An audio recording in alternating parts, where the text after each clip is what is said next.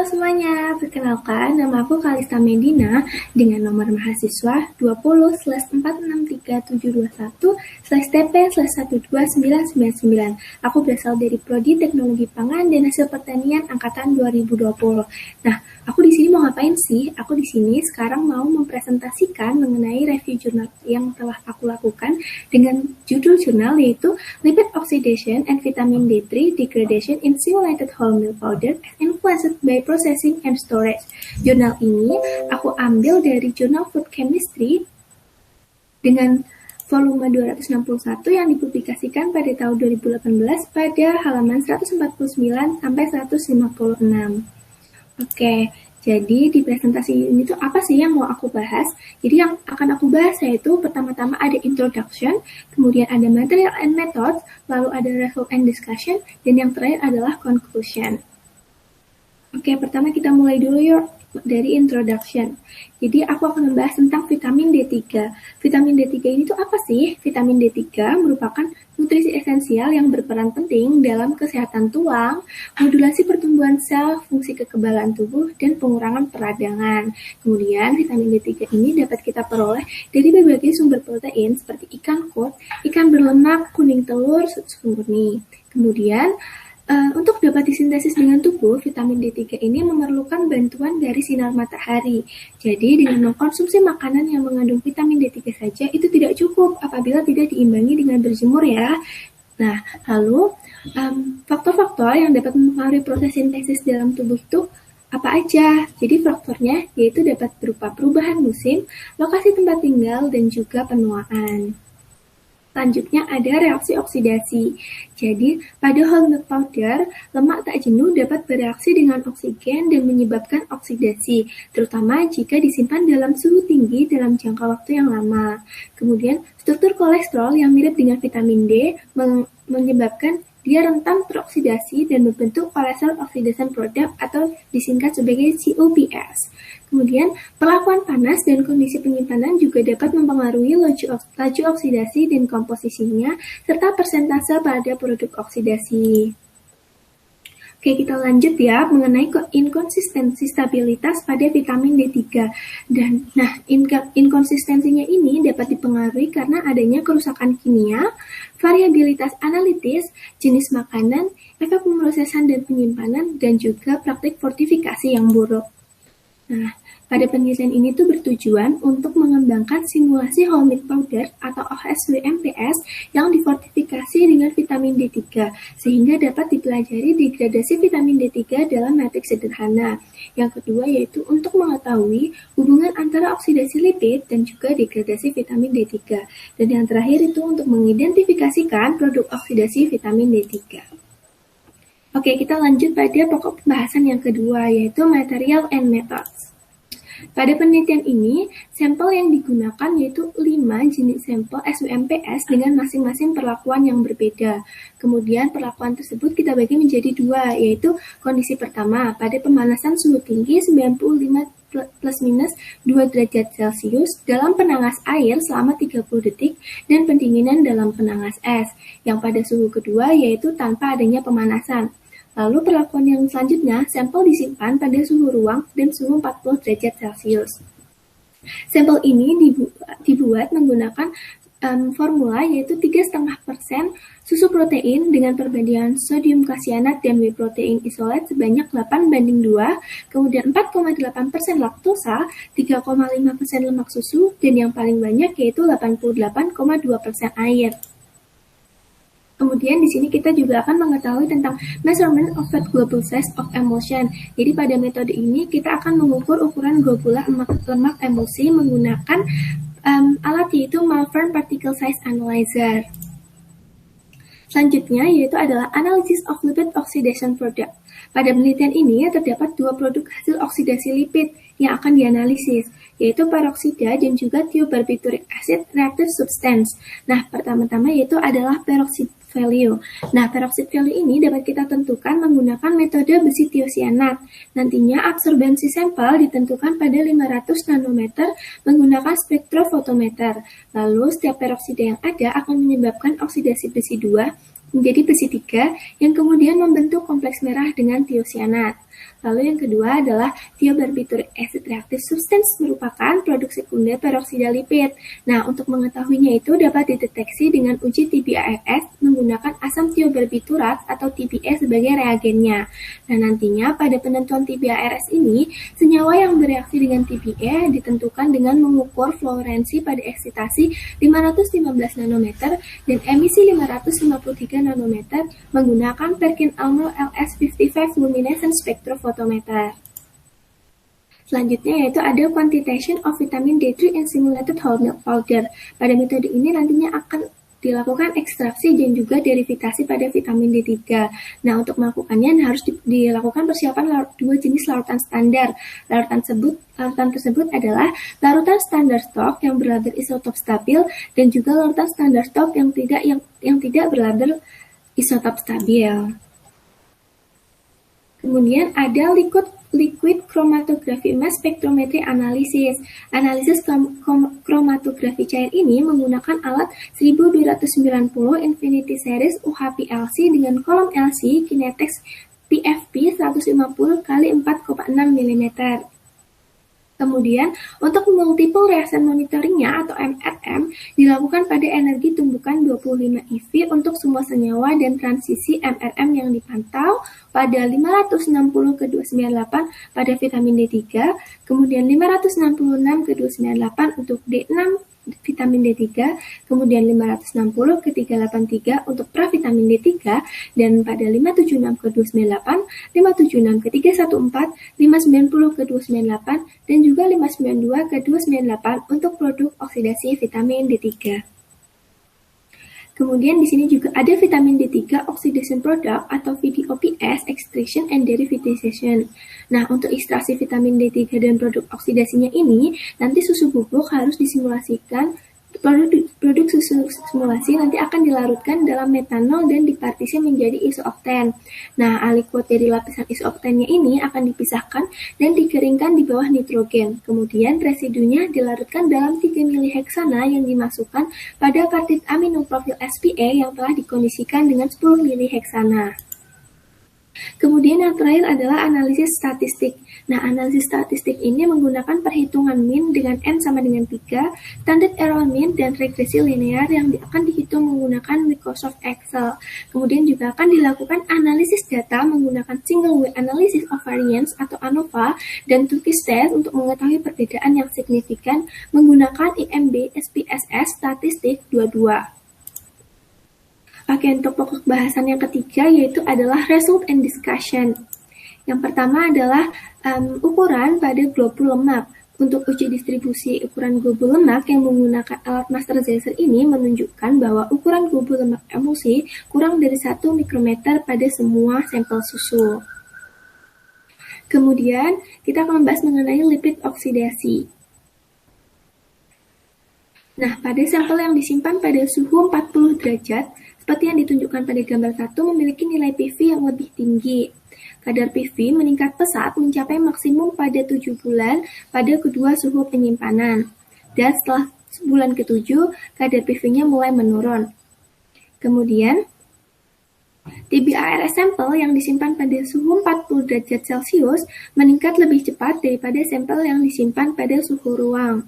Selanjutnya, berdasarkan pada pengamatan selama 12 bulan, perlakuan panas pada sampel B1 dan B2 menghasilkan kadar PV dan TBARS yang lebih rendah dibandingkan dengan tanpa perlakuan panas pada sampel A1 dan A2. Selanjutnya, kita akan membahas mengenai kuantifikasi vitamin D3 selama penyimpanan.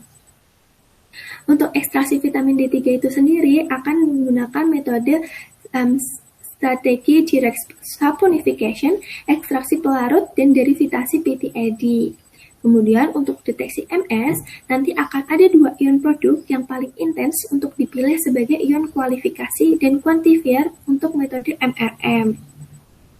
Kemudian, sesuai dengan gambar yang ada di samping ini, pada gambar A, ion produk MEZ 298 dan 280 dihasilkan dari analit dan standar internal, karena lokasi deuterasi berada pada rantai samping dalam isotop berlabel vitamin D3 atau disebut sebagai D6 vitamin D3.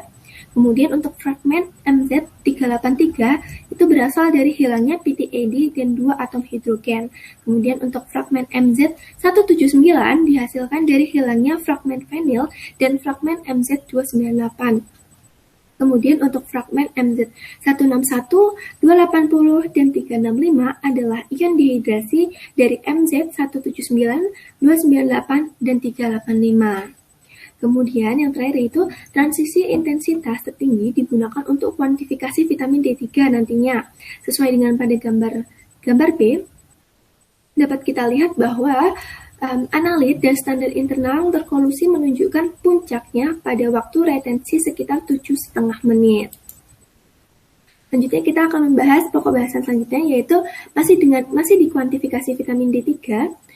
Kita di sini akan membahas tentang perlakuan panas. Perlakuan panas yang menghasilkan degradasi vitamin D3 yang paling besar yaitu pada sampel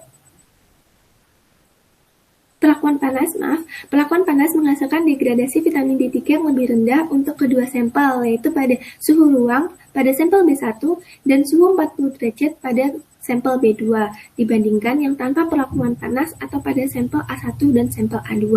Namun, setelah penyimpanan, kandungan vitamin D3 menurun pada sampel B2 dan mencapai sampel tanpa perlakuan panas, yaitu pada sampel A2. Kemudian yang ketiga yaitu laju penurunan vitamin D3 pada sampel A2 menunjukkan yang paling tinggi selama penyimpanan selama 5 bulan. Kemudian persentase kehilangan vitamin D yang paling parah yaitu sekitar 38% yang diamati selama 12 bulan. Selanjutnya yaitu tentang korelasi antara produk oksidasi lipid dan juga kehilangan vitamin D3 atau vitamin D3 loss. Yang pertama yaitu hubungan antara produk oksidasi lipid dan kandungan vitamin D3 ini ternyata berbanding terbalik. Kemudian dapat kita amati pada tabel 1 ini, korelasi yang terbaik itu ditemukan pada degradasi vitamin D3 dan konsentrasi TBARS, di mana pada setiap sampelnya itu menunjukkan angka yang hampir mendekati 1.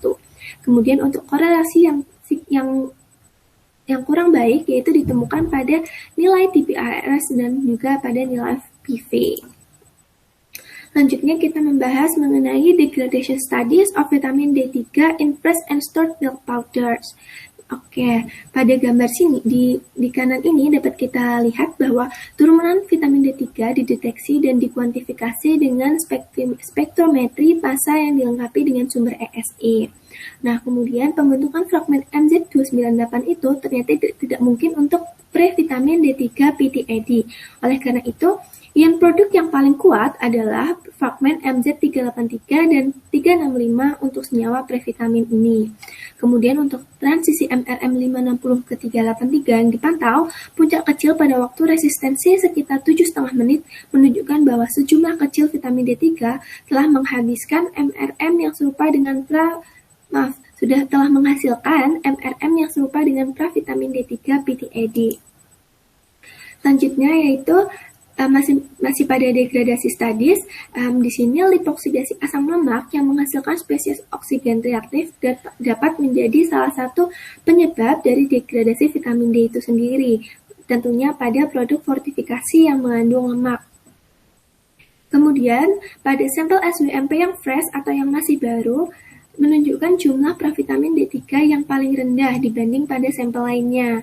Kemudian, sampel yang disimpan pada suhu tinggi atau pada sampel A2 dan B2 menunjukkan konsentrasi provitamin D3 yang lebih tinggi dibandingkan dengan yang disimpan pada suhu ruang.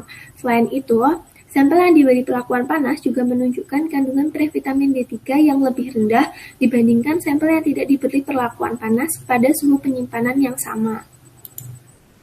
Kemudian, sampel segar juga menunjukkan kandungan VDOP yang rendah.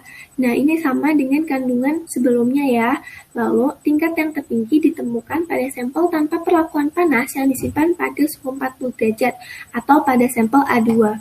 Kemudian, sampel yang dengan perlakuan panas disimpan pada suhu ruang atau pada sampel S1 menunjukkan total VDOP paling rendah. Oke, kita sudah pada pokok pembahasan yang terakhir ya, yaitu pada conclusion. Kesimpulan dari penelitian ini atau pada jurnal ini yaitu yang pertama, sampel dengan perlakuan panas menunjukkan tingkat produk oksidasi lipid yang lebih rendah dibandingkan yang tanpa perlakuan panas. Kemudian yang kedua yaitu sampel yang disimpan pada suhu lebih tinggi menunjukkan tingkat lipoksidasi yang lebih tinggi pula. Kemudian yang ketiga yaitu sampel dengan tingkat produk oksidasi lipid sekunder yang lebih tinggi menunjukkan tingkat degradasi vitamin D3 yang terbesar. Lalu, isomerasi termal menyumbang sebagian besar hilangnya vitamin D3. Lalu ada juga degradasi termal dapat ditekan sebagai mekanisme utama untuk kehilangan vitamin D3 pada SWMBS yang disimpan terutama untuk sampel pada suhu penyimpanan 40 derajat Celcius. Dan yang terakhir yaitu oksidasi lipid dan vitamin D3 meningkat pada semua sampel yang disimpan. Tetapi dapat diminimalkan dengan pemaparan susu pada perlakuan panas sebelum pembuatan susu bubuk dan penurunan suhu penyimpanan. Oke, udah semua nih. Terima kasih semuanya untuk atas perhatiannya. Semoga yang aku sampaikan dapat bermanfaat. Bye! Halo semuanya, kembali lagi bersama aku, Kalista Medina. Oke, pada kesempatan kali ini aku mau ngapain sih? Aku nggak akan menjelaskan tentang review jurnal seperti kesempatan sebelumnya. Aku jadi di sini akan menjawab pertanyaan-pertanyaan yang sudah teman-teman berikan kepada saya. Oke, pertanyaan-pertanyaan tersebut tentunya masih berhubungan dengan jurnal sebelumnya, yaitu tentang lipid oxidation and vitamin D3 degradation in simulated whole milk powder as influenced by processing and storage. Oke, jadi kemarin teman-teman sudah memberikan 4 pertanyaan nih pada saya. Jadi pertanyaan-pertanyaan tersebut luar biasa menarik dan luar biasa bagus. Jadi kita tanpa berlama-lama langsung menjawab pertanyaan-pertanyaan tersebut saja. Oke, kita langsung mulai dari pertanyaan pertama. Jadi pada pertanyaan pertama ini tuh kemarin ada yang menanyakan kepada saya bagaimana mekanisme rinci mengenai isomerasi termal, bagaimana dia bisa mendegradasi vitamin D3 tersebut. Oke, di sini aku akan berusaha menjawab berdasarkan pada penelitian sebelumnya. Itu memang isomerasi termal ini bisa mendegradasi vitamin D3. Namun, hanya bisa dilakukan apabila menggunakan suhu di atas 25 derajat Celcius saja. Karena pada penelitian tersebut, peneliti percobaan menggunakan suhu dari 25 derajat Celcius sampai 65 derajat Celcius. Dan hasilnya itu susu yang diberikan suhu di atas 25 derajat Celcius ini menunjukkan adanya degradasi vitamin D3 tersebut, teman-teman. Jadi apabila kita melakukan isomerasi termal menggunakan suhu yang tidak terlalu tinggi, itu tidak akan memberikan degradasi vitamin D3 yang terlalu berarti. Nah, kalau misalkan kita menggunakan suhu yang tinggi tersebut, apalagi menggunakan waktu yang cukup lama, itu nantinya vitamin D3 akan terdegradasi dan juga strukturnya rusak, dan kemudian fungsinya juga akan rusak. Oke, sebelumnya di sini aku meminta maaf dulu nih kepada yang memberikan pertanyaan karena saya nggak bisa menjawab pertanyaan dengan sangat detail mengenai mekanismenya ini karena dari jurnal-jurnal yang saya baca dan dari jurnal-jurnal sebelumnya itu belum ada yang membahas mengenai detailnya mekanisme isomerasi termal ini. Mungkin untuk kedepannya ini bisa menjadi masukan untuk saya untuk bisa mempelajari lebih detail lagi mengenai isomerasi termal ini. Jadi nanti suatu saat apabila saya memiliki kesempatan lain dapat menjawab pertanyaan ini.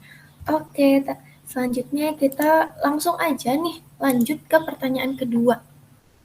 Jadi di pertanyaan kedua ini teman-teman mention nih bahwa di PPT itu disebutkan untuk meminimalisir terjadinya oksidasi lipid dapat digunakan pemaparan susu menggunakan suhu panas.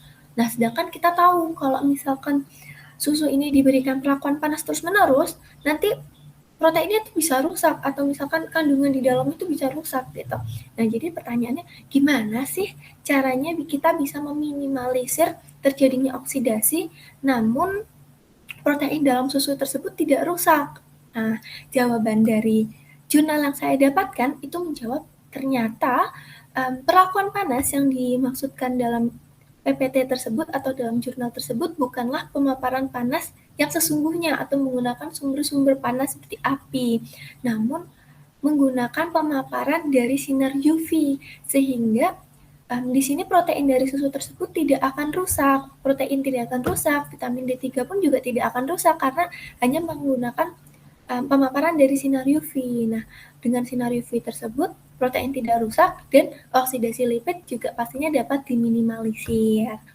Oke, semoga jawabannya menjawab ya. Oke, kita lanjut aja nih, langsung ke pertanyaan nomor 3.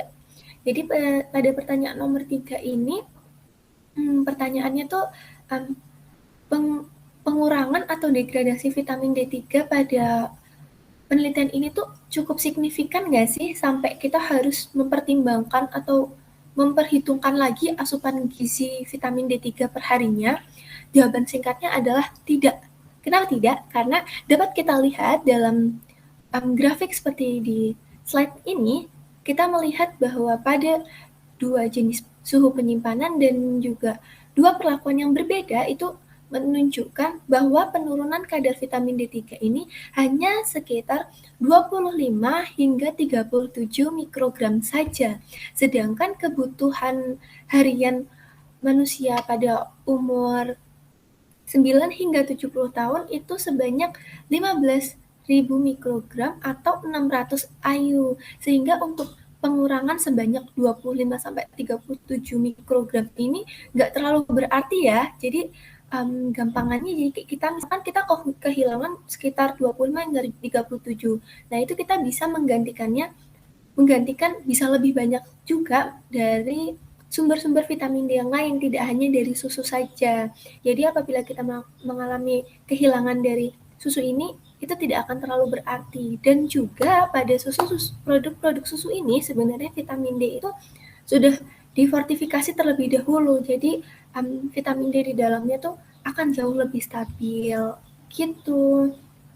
Oke, kita lanjut nih untuk pertanyaan keempat atau pertanyaan terakhir ya. Jadi di sini itu pertanyaannya, kalau misalkan pada studi ini kan kita menggunakan sampel yaitu simulated whole milk powder atau SWMP.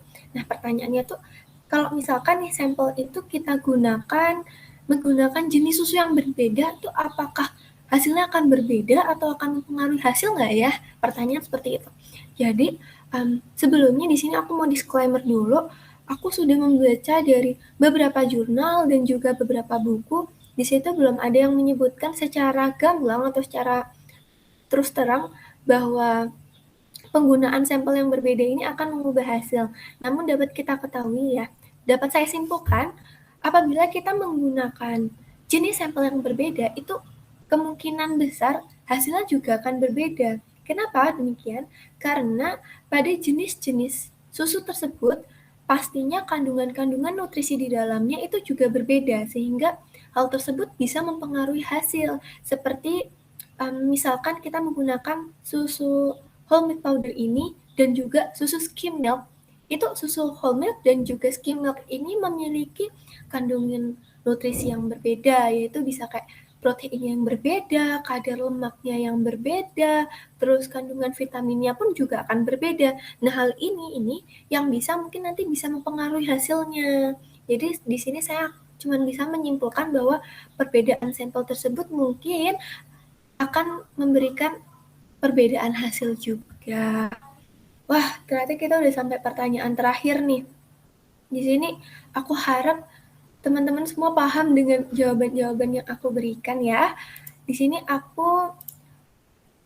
ini merupakan referensi yang saya gunakan untuk menjawab pertanyaan-pertanyaan yang sudah dilayangkan oleh teman-teman nih kepada saya. Jadi, semoga pertanyaan-pertanyaan tersebut dapat terjawab semua ya, teman-teman, bisa terjawab semua dan ilmunya itu bisa menjadi ilmu yang bermanfaat dan aku harap di sini jawaban-jawaban tadi sudah bisa memuaskan atau menutup rasa keinginan tahu teman-teman mengenai jurnal yang saya bahas. Jadi di sini aku cuma ingin mengucapkan terima kasih dan juga mohon maaf sebesar-besarnya apabila dalam saya menyampaikan materi menggunakan mengenai review jurnal saya atau mengenai jawaban-jawaban dari pertanyaan ini saya masih memiliki banyak kekurangan. Saya mohon maaf yang sebesar-besarnya. Semoga ilmunya bermanfaat dan good luck for us. Thank you.